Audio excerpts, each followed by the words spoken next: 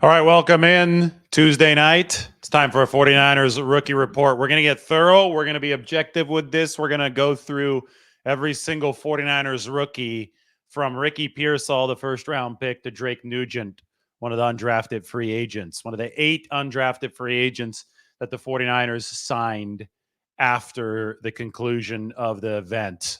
We could take a look at everyone's tape from practice. We can talk about the pluses and minuses that we already knew, some of the intel that I have collected since, and then we can obviously talk about potential fit within the course of the larger 49ers roster. So this is why I'm calling it the rookie report from Pearsall to Nugent. Going to be good stuff. I'm going to open up some Ricky Pearsall video probably toward the end. I think we'll do this a little bit of reverse order because most of you are interested about Ricky Pearsall, but we want more viewers when Ricky Pearsall is talked about. So we'll wait for the room to fill up a little bit. Do you want to talk about the offensive linemen, some of the undrafted free agents? So why don't we just go to the offensive line first and talk about the short shuttle speed of this group and also look at some tape while we're at it. You have a look at all the new guys there. Now, Corey Luciano, not a new guy. He was just waived today. He's 61. You could see him on the very right side of this video. He was waived because it looks like the 49ers are happy with all the new centers that they have. They have a lot of centers on this roster, but working right there, 77 and 62. That's Pooney and Kingston, Jarrett Kingston, Dominic Pooney and Kingston. The second group that we saw was there in the middle. This is right here is Isaac Alarcon and Bryson Mays. Alarcon is not a rookie. He's the 49ers international exemption. He comes originally from the Cowboys, but he played for the same college as Alfredo Gutierrez, the 49ers former international exemption. So Gutierrez's clock ran out. Alarcon replaces him. And now here you see that middle group. That's Corey Luciano working against Drake Nugent, who I talked about earlier. And I want to rewind a little bit to just take a look at Nugent's form. I thought that I thought he looked like somebody who could fight for a roster spot. Maybe not immediately. He's a little bit shorter, but as you can tell, I don't think that the body for Drake Nugent looks out of place. This was an all Big Ten center on a 15-0 national championship team. He's 66 right there in the middle. People are really intrigued by the fact that Drake Nugent wasn't drafted and the 49ers were able to pick him up. I mean, he's built like a brick. He's strong, doesn't carry a lot of extra fat. Speaking of not carrying extra fat, you see 77 Dominic Pooney there. That is a good, solid frame. But they were happy with the work that Nugent did. They were happy with the work here 69 Bryson Mays did. And because of that, we saw Corey Luciano wave today. Luciano, the East Bay native, center for the 49ers, who was with the team on the practice squad for a year. They re-upped him for this offseason, but they ended up adding 2 centers, plus Pooney right here, 77 on the left side of the screen as I pause it. He asked to play center at the Senior Bowl, and the 49ers were happy with his reps. So here in one camera shot, you've got 3 new centers on this 49er team, and maybe Jarrett Kingston on the very left, you can see his right arm, he might even be able to deliver some reps at center. But Pooney has legitimately given center reps. That was at the Senior Bowl. In the middle, Drake Nugent. He is an all Big Ten center on that Michigan team. And then on the right, Bryson Mays out of the University of Southern Mississippi, also a center. All these guys move really well.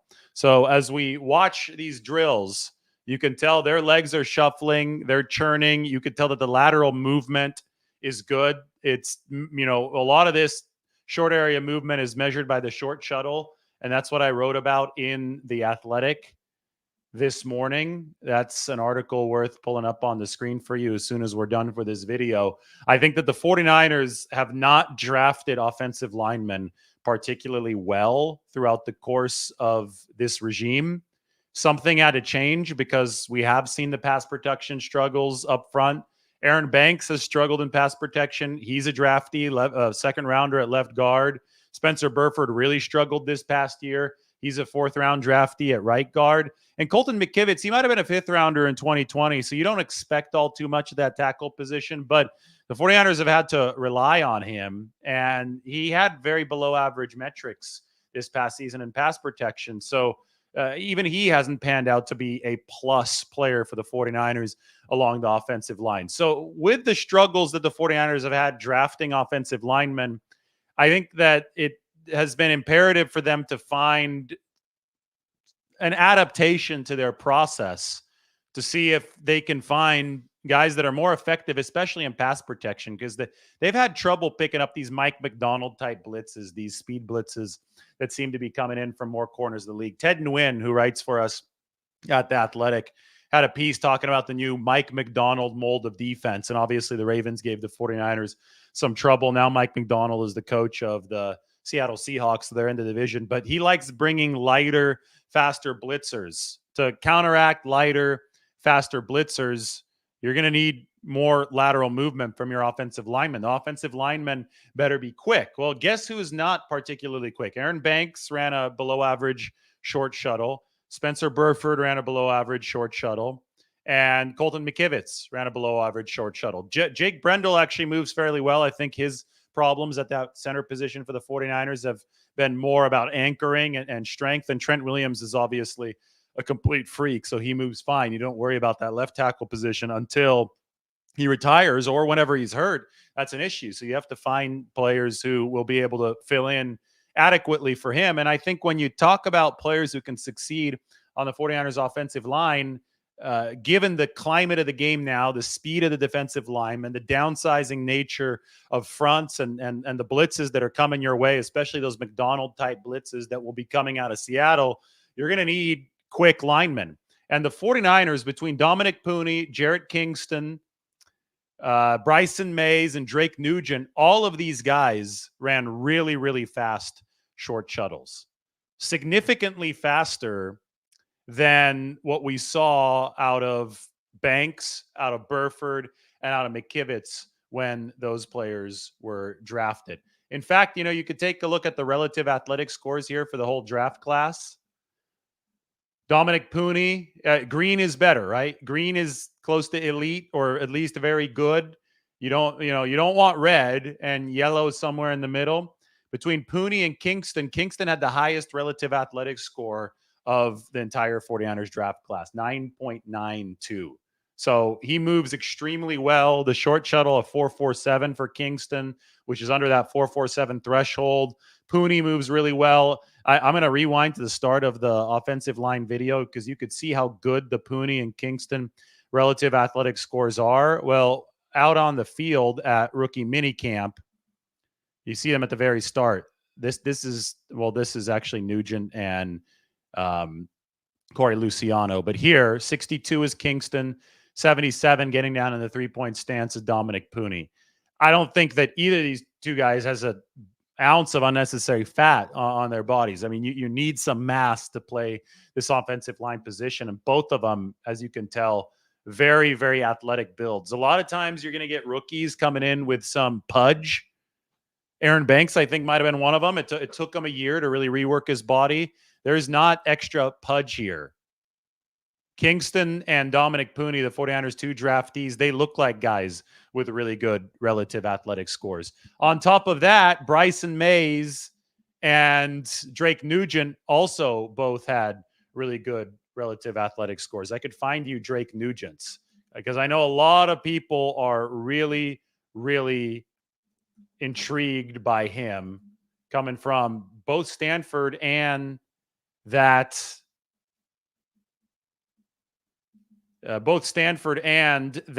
Michigan system, which was helmed by Jim Harbaugh.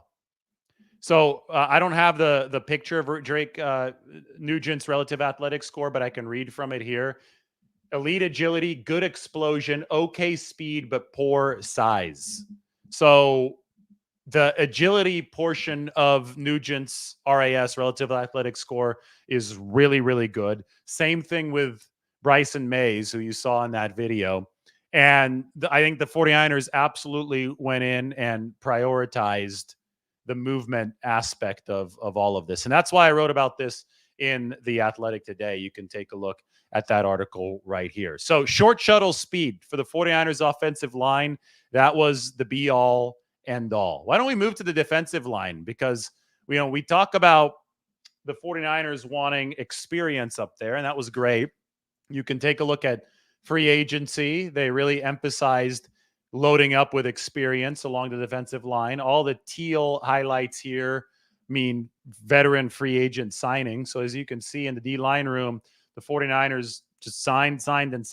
First, it was a trade from Lee Collins, the signing of Leonard Floyd, the signing of Jordan Elliott. Yetur Gross-Matos joined the room.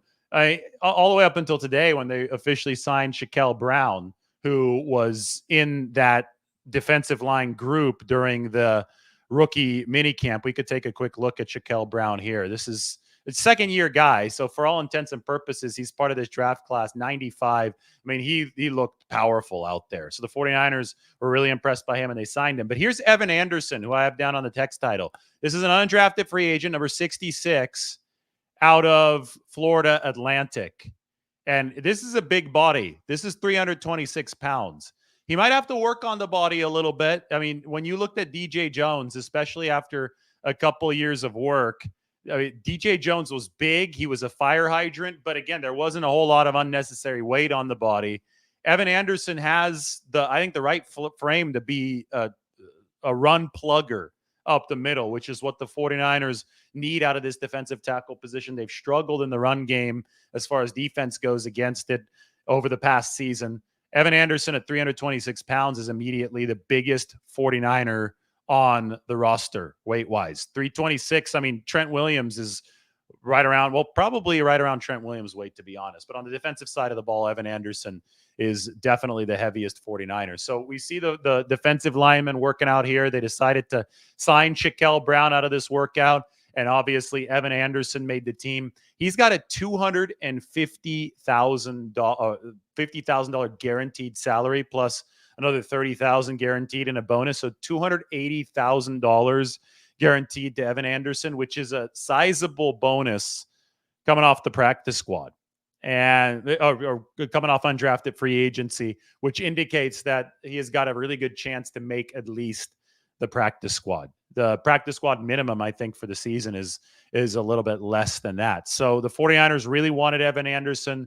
They, when you look at the body types that they have up front, the only one that's other than Evan Anderson right now, and before the signing of Shaquille Brown, the only one that was even close to resemblant of DJ Jones' body type, that big stout fire hydrant in the middle, was Kalia Davis. And they've compared Kalia Davis to DJ Jones. And they've said, this guy used to be a stack linebacker at UCF, moved to defensive tackle. That's a positional conversion that's very rare. In fact, when I talked to Chris Kacerek about it, he said that he's never heard of a stack inside linebacker moving to defensive tackle. So they've been really excited about Kalia Davis for that reason, because he brings explosiveness to combine with the stout frame that isn't usual, which was what DJ Jones gave the 49ers. But Kalia's got to prove himself now. Kalia's been in the system for 2 years, but he was hurt for 1+ of those seasons, right? The first season was a complete wash, and then we saw him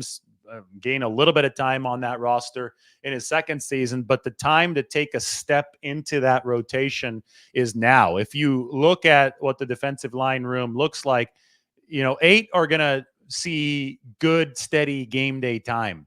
And they've got Bosa, Collins, Hargrave, Floyd, Beal, Elliott, Kevin Givens, Yetur Gross-Matos. Maybe Beal competes with Drake Jackson for the final defensive end spot in the active rotation. If it does come to that, if the other players aren't hurt, if nobody's automatically slotted up.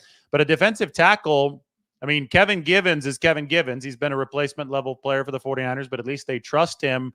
If nobody pushes Kevin Givens, then they're going to have a tough time seeing consistent action on this 49ers defensive line rotation, barring injuries. So I see this as a battle between Kalia Davis, Evan Anderson, who I just showed you, Shaquille Brown, who's going to play some defensive tackle, who I just showed you, who's going to sign with this team, and T.Y. McGill, who seems to be kind of the veteran fallback, the backstop for the 49ers.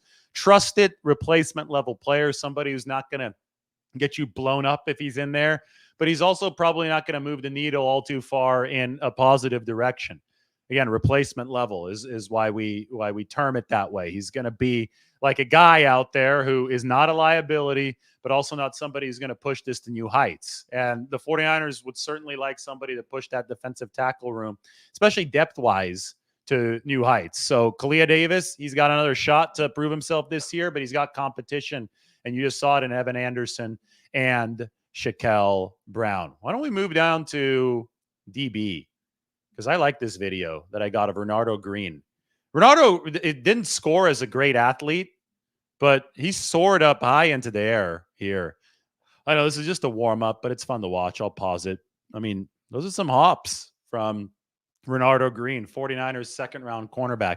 I think the key to remember when we talk about these defensive backs is that John Lynch is in on these evaluations. And John Lynch, especially with safety play, but I would also venture to say when it comes to nickelback play close to the box, John Lynch is a trusted voice and should be a trusted voice. And he really liked Malik Mustafa. You've probably seen some of the videos of Malik Mustafa that I posted as just him talking. Ball of muscle. I mean, I've talked about this a lot. I've talked about the fact that he's got a mini linebacker's body, but when you put on some of the tape, he's able to cover the back third of the field effectively as a safety. There was one play where he went back and broke up a post pattern. It was about a 35 to 45-yard throw downfield.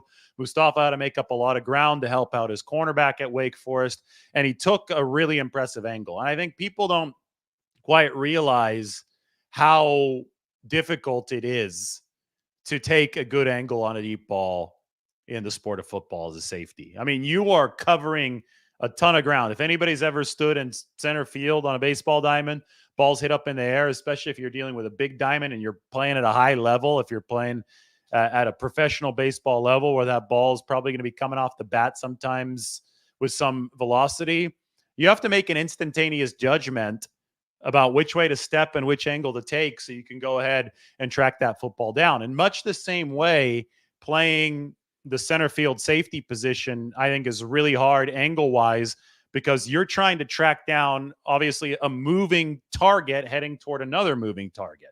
The football is moving at whatever trajectory it comes out of the quarterback's hand, and the receiver is moving. And obviously, the goal for the offense is for the receiver to meet the moving football. Well, the safety's goal, without knowing where either of those two are going exactly, is to reach the point of where the football is supposed to meet the receiver before either the football or the receiver reach that point. So in a bang-bang game like the NFL, every single second matters, every single step matters. And when we'll do a Malik Mustafa tape breakdown at some point, I thought that playing center field, there were no wasted steps in the tape that I watched. There was no wasted angle in the tape that I watched. You know, somebody like Adrian Colbert, he was a safety that the 49ers picked up in the 7th round of their first draft, this regime in 2017. And he was really fast. He was a 4.3 guy, maybe even a 4.2 guy on a good day out of Texas. But he did struggle with some of the pursuit angles. It was a corner, then they moved him to safety. And just the angles he didn't quite get right. So he didn't last with the 49ers all too long, even though he had a nice little flurry in 2017. So somebody like Malik Mustafa, at least in college, I was really impressed with some of his tracking angles. And that's going to be really important for him because he's not the fastest guy. He's more of a 4.6 guy. It'll remind you of Talanoa Hufanga if you watch some of the reports on the metrics. If you look at those, Hufanga wasn't great, but he has the instincts. And in general, Hufanga, especially crashing down on runs and on blitzes, I think has good timing and good angles. The book on Mustafa is that's the strength of his game too. He's better near that line of scrimmage, but the key is that he's not a liability when he's dropping back into coverage. He can still take those good angles and he still has good anticipation and recovery speed because of it. So offenses can't key in on where he's going to be. And at Wake Forest, they played him all around the formation, Malik Mustafa. So when he was close to the line of scrimmage, he was always threatening with a blitz, but he could drop back. And when you could do that, when you're a threat to drop back and cover credibly, then it's a whole lot harder to pick up that blitz, right? Because you don't know exactly what he's going to do. I think that the 49ers are looking at Malik Mustafa as a weapon who might be able to do a little bit of everything. At least that's the goal. Now, John Lynch sat down with this guy at the NFL Combine. They're in the hotel room up in Indianapolis, and they start watching the tape. They don't have a lot of time. You have like 15 minutes for these interviews. They start watching some tape together, and Malik Mustafa starts calling out stuff that John Lynch wanted him to call out without even being asked. They both saw the game in a similar way. John talks about this. Malik talks about the meeting. We've talked to Nick Sorensen, who's very familiar with how that meeting went, the 49ers' new defensive coordinator. Malik Mustafa has really impressed a lot of people, and it started with John Lynch himself, who's a Hall of Fame safety in his own right, and I think that you really do have to defer to that judgment. He helped identify Talanoa Hufanga in the 7th round in 2017. I mean, they did get some good play early on out of Adrian Colbert. He just wasn't, this was a lower round draft pick, and they weren't able to really convert the speed that Colbert played with into consistent geometry on the back end. But throughout the course of this regime, the 49ers have gotten some nice safety play. They made sure Jimmy Ward saw a full-time conversion to that position, and they want to continue getting nice safety play. And it's going to be really interesting to see how Malik Mustafa progresses. The intel on Renardo Green, who I showed you just a second ago, I could show you Renardo Green again. Got some hops here. They're working him at inside cornerback first. They're going to work Green on the inside before they teach him the skill set on the outside. But this guy had 14 pass breakups last year. That led the entire ACC. 14 pass breakups at Florida State. 1 interception. The interception came, I believe, in the game against LSU. The one thing about Renardo Green is that they played LSU in the season opener. Malik Neighbors, high first-round pick, went to the New York Giants, one of the best receivers in the country. He shut him down. I mean, Neighbors really struggled to do anything in that game.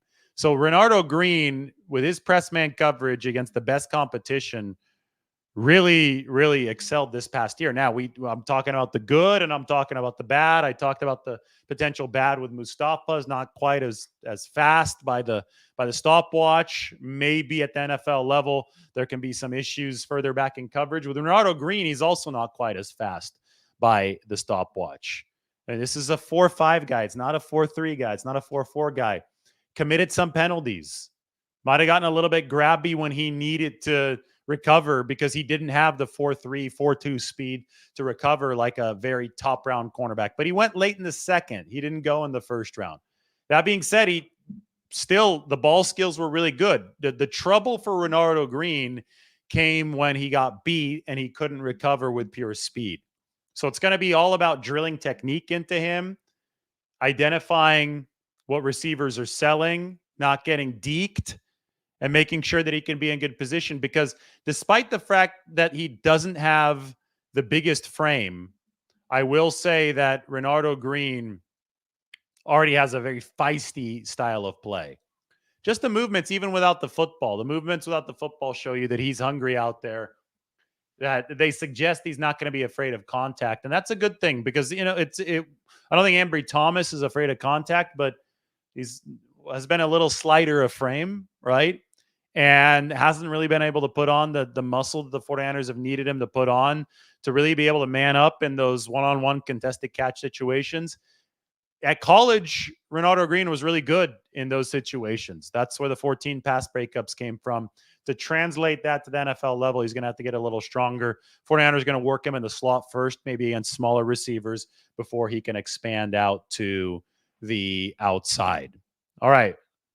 Linebacker, Tatum Bethun's instincts will determine his future. So take a look at this. 49ers relative athletic scores for the draft class.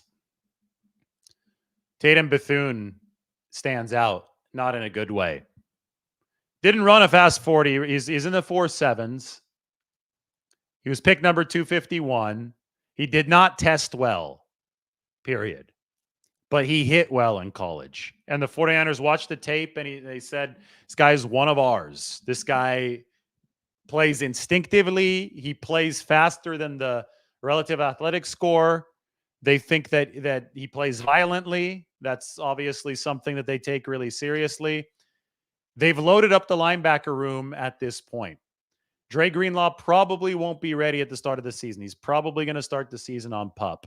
So when you look at the linebacker room, you've got Bethune in there on top of Devondre Campbell, D. Winters, and Jalen Graham. I think that unless Bethune blows their socks off with some instinctive play, they really like the progress that Winters and Graham have made since they were drafted last year. Winters and Graham are going to have the first crack at this, the backup job behind Devondre Campbell. Campbell, obviously, as a veteran, former All-Pro, is going to have the very first crack at that Greenlaw spot. But the linebacker position is so damn important because as soon as somebody is unable to flip their hips and cover, they're going to get exposed on an NFL field. And the hip tightness and the movement abilities of Tatum Bethune, that's the reason why he's a 7th-round pick. Other than that, I mean, this guy was a monster in college by the way that he hit, by the way that he was able to plug some of those run holes. We'll see how he can develop, though, in coverage moving forward into his NFL career over the course of this offseason. I'm going to ask Mike to send me some Ricky Pearsall. We want to watch some Pearsall video as we talk about him. While we wait, though, we're going to talk about Tanner Mordecai, the quarterback. I believe that he wore number 4. Yep, that's him, Tanner Mordecai at minicamp. Now, Mordecai, he's really fast. I mean, he played at 3 different colleges. He ran a ton of read option, runs a 4.47 40. My question for him is going to be, how accurate is he going to be? And can he develop some of that accuracy? Because there were some struggles getting Pearsall and company the football at rookie minicamp. Now, during early drills before 7-on-7s, when they were just throwing and working on some of the short game, I actually thought that some of what Tanner Mordecai was doing was relatively crisp. You'll see him here. You'll see some of the release. I mean, it's not going to be a Jimmy Garoppolo quick release, but I don't think it's terrible. And I thought that he was decently on point with some of the short passes, which are going to be the bread and butter for a quarterback, any quarterback in the NFL. If you cannot deliver in the short game, then you're going to be shown to exit really quickly. That being said, it's a lot different doing this on air in warmups than it is in 7-on-7s to receivers. And we didn't have a chance to watch any of these quarterbacks. And by the way, 9 is one of the 49ers rookie tryouts. It's Mitch Davidson, the quarterback out of Youngstown State. They obviously didn't sign him, but the 49, throwing against the air and working here with Kubiak, that's Clay Kubiak, the assistant quarterbacks coach that Tanner Mordecai is working with. All the technique and all the accuracy that you might see in these kind of situations is not that easy to port into 7-on-7 situations, let alone 11-on-11 situations. Also, though, I have to note that in these practices, Tanner Mordecai can't run the football. And one of his greatest calling cards was how much of a gamer he was with that 4.47 speed. So I think that the final verdict on Tanner Mordecai probably won't come until actual preseason games. Because of his ability to move, because we call him a gamer, because of his ability to do stuff when plays break down, move out of structure, it's really hard to judge him without pads at a rookie minicamp. With pads at a training camp, it might be a little bit easier to judge Tanner Mordecai. We probably won't see all too many reps, though, during training camp. This might be a guy that the 49ers are evaluating in the meeting room with how he's reacting in there, the film study, the quizzes they give in there.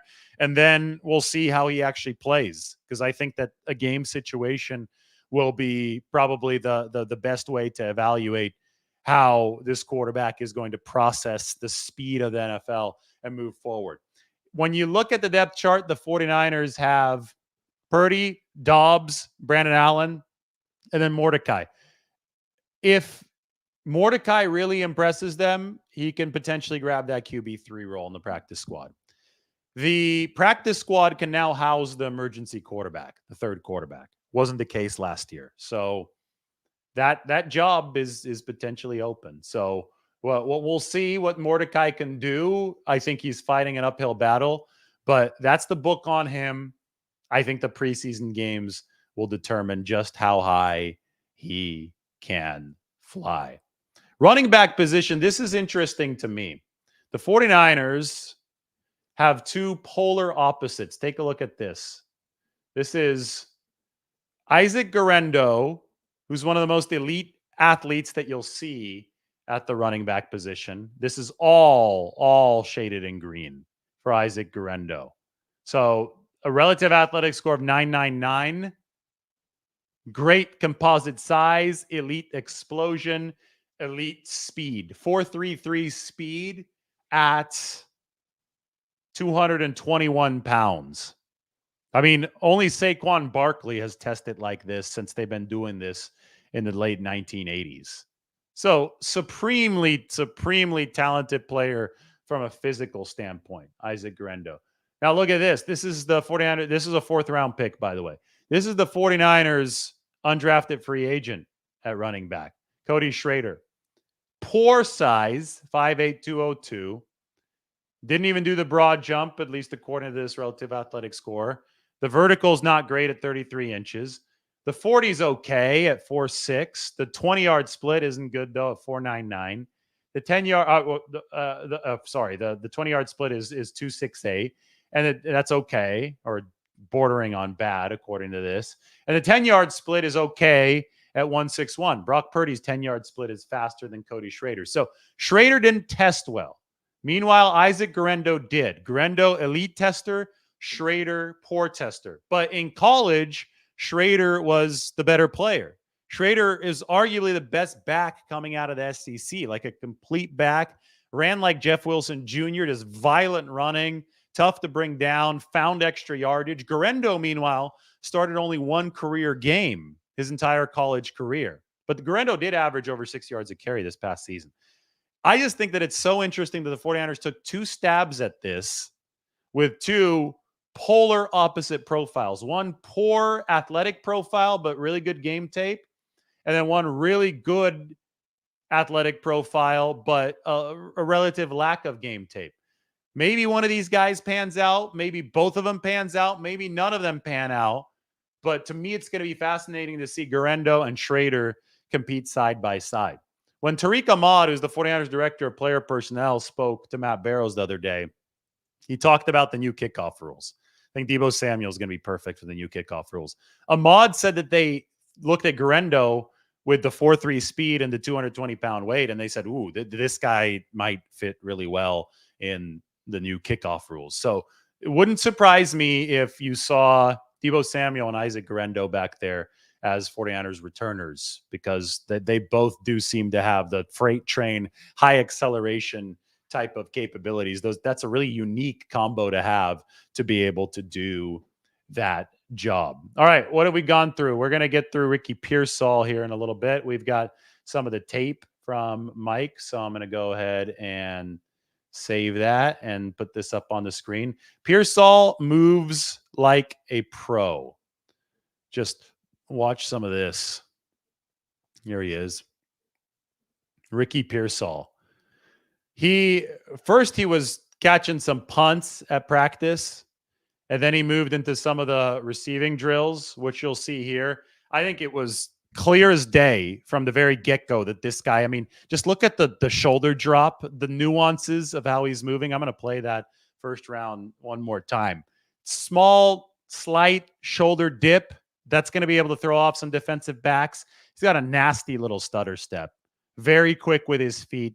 It was immediately clear that Ricky Pearsall moves like a pro. We got to see Tay Martin next. He's already been with the 49ers, but he was still eligible in this rookie mini camp. Jacob Cowing, 49ers fifth-round pick, or mid-round pick for Jay. I think he was a 4th or 5th-round pick. I'm forgetting at this point now, but mid-round pick, it doesn't matter anymore. Worked for San Francisco as well. Right now, you get to see Tariq Owens, who's still with this football team, undrafted free agent, obviously Terrell's son.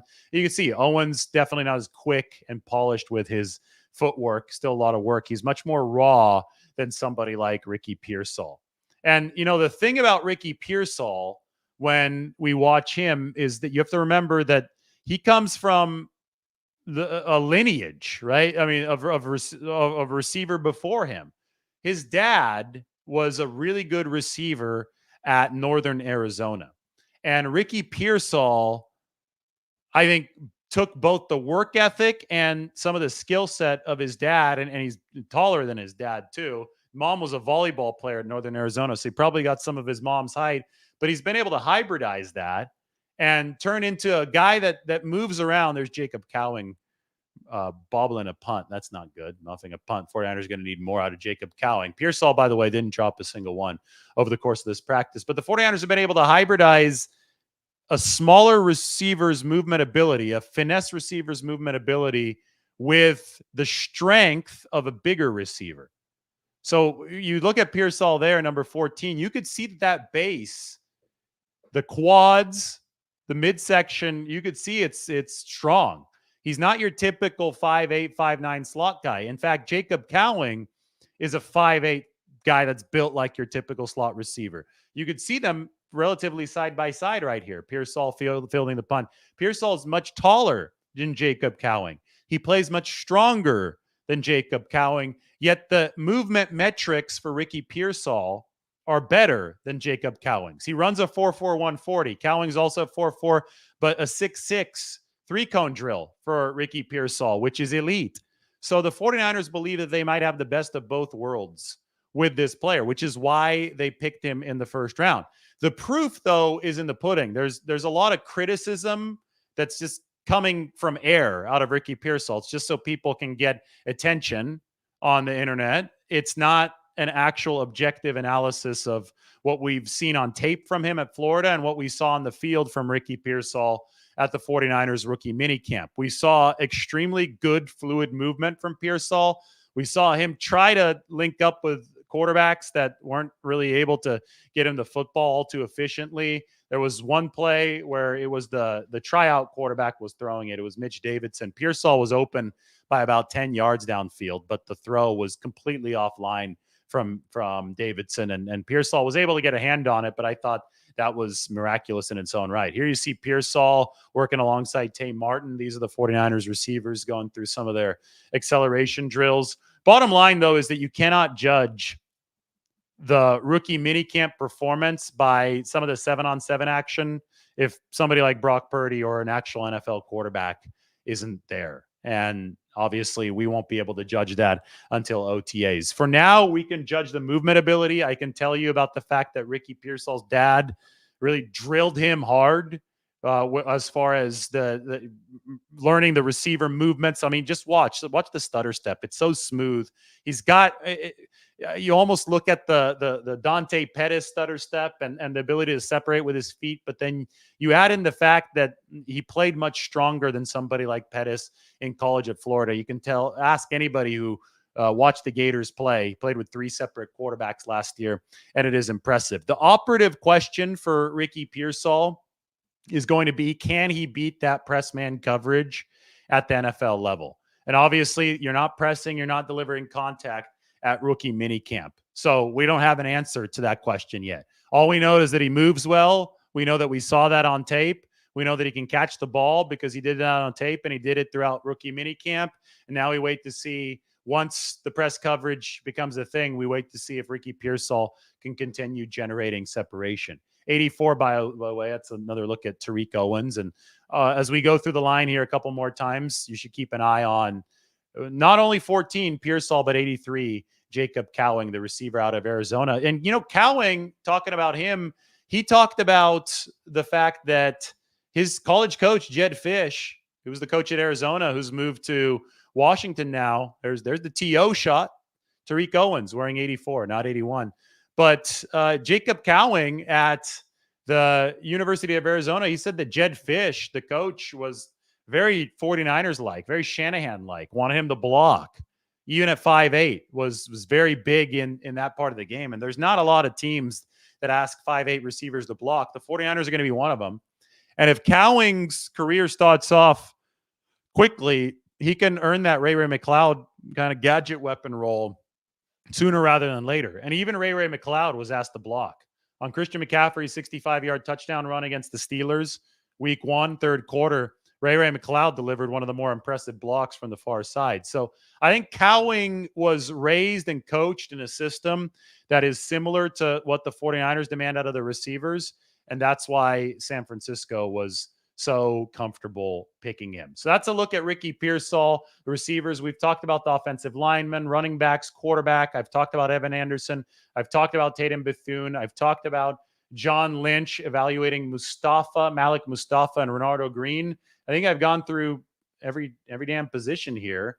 I did forget at least one player, though, so I'm going to make sure that we make this as comprehensive as possible as we go to the DB position. Jaylen Mahoney out of Vanderbilt, another safety that the 49ers picked. So we talked about Green, Mustafa.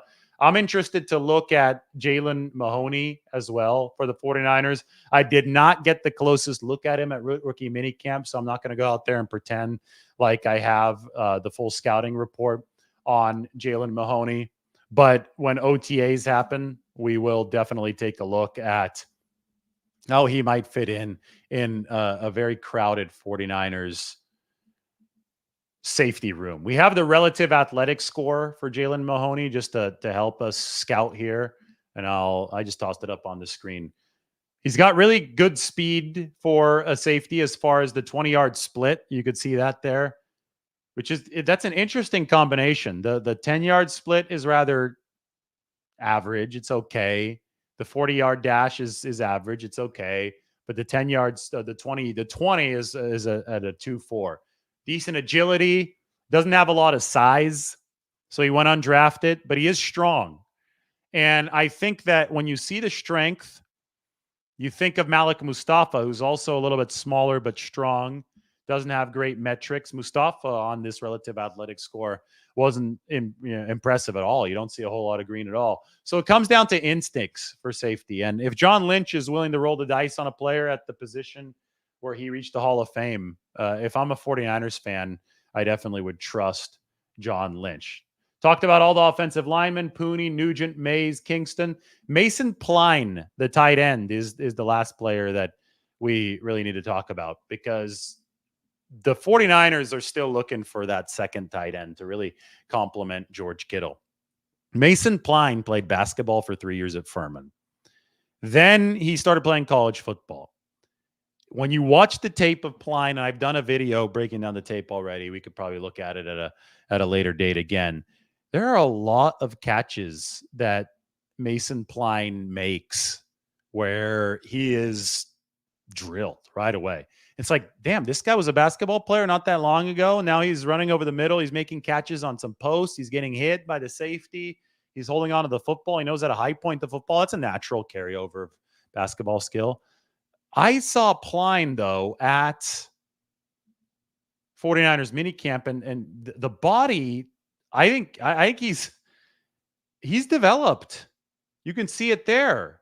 I think that he's got pretty good natural movement ability, and it's not like he's coming in skinny. It's not like he looks like a small school guy. I think that he looked the part out on the field for the 49ers. There's another look at Mason Pline.